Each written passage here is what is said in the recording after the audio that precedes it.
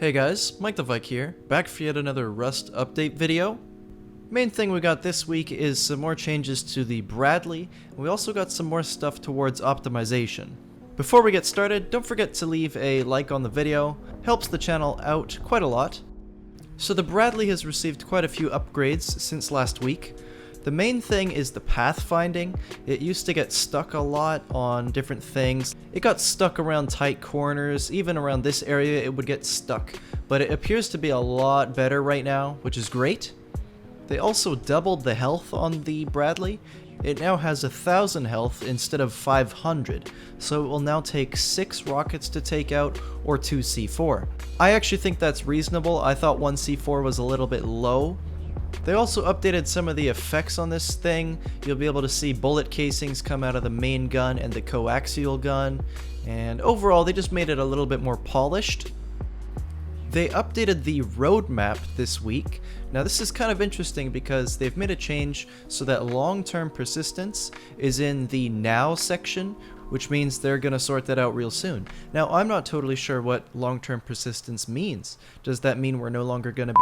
Yo, I'm actually pretty dumb. I didn't read the actual description. So yeah, they're actually going to rework components, because everyone knows that components, there doesn't really feel like there's a system of progression. You know, technically you could find a rifle body like in 5 minutes, and then where's your progression? So they're going to probably work in a new system where there is a sense of progression, and I'm totally down. I totally agree that components is not the right thing for the game in the long run.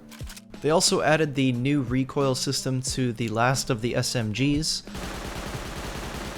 And here's the Thompson. The recoil pattern is the same on both of them, but that's fine. The last thing that needs to get the new recoil is all these semi-automatic guns, so the rifle and the pistol.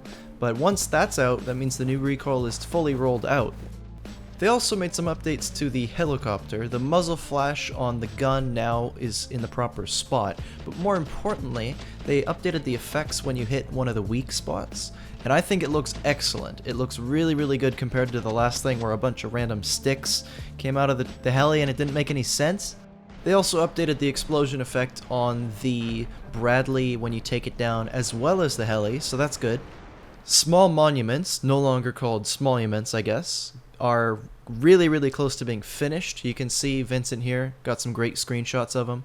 We do still have the interesting supermarket name, which is fine, honestly. I'm cool with it now. But it's looking great. It looks really, really nice. We got a lot of new assets on the screenshots, and I can't wait. These will be in the game next week because there was no forced wipe this week. Now, Andre is relentless with all these optimization things. He continues work on garbage collection, memory leak fixes, and lots of stuff like that. They also changed up some of the graphical things in the game, like shaders and stuff. Overall, I would just be curious to see, do you notice better FPS this week? I seem to be asking this all the time now, but I just want to know. Taylor is now working on a craftable hazmat suit. This is kind of making sense if they're going to be adding that Geiger counter thing, you know. Sounds like radiation is going to be becoming a bigger part of the game. They got a few example models here that they're going to work off of. I like the third one the best, I think, but all of them have their different feels. Definitely looks great. One thing on a side note that's funny is, if something were handmade, do you really think everybody would make it the same way? Like, I've always thought it's funny when they make one model and everybody builds it the same way. Like, on a realism standpoint, wouldn't every single one look a little different? Unfortunately, the new AI system is still not in the game. Paul just isn't quite there yet. He got a little bit busy, which is okay. I really, really hope it's in for next week, though. That would be awesome. And that's actually everything for this week. We got some nice updates to the Bradley, and we got some decent optimizations. I'm definitely excited for the small monuments. Those will be outstanding. Anyways, that's all I got, guys. If you're new around here, don't forget to subscribe. Thanks for watching, and I'll see you in the next video.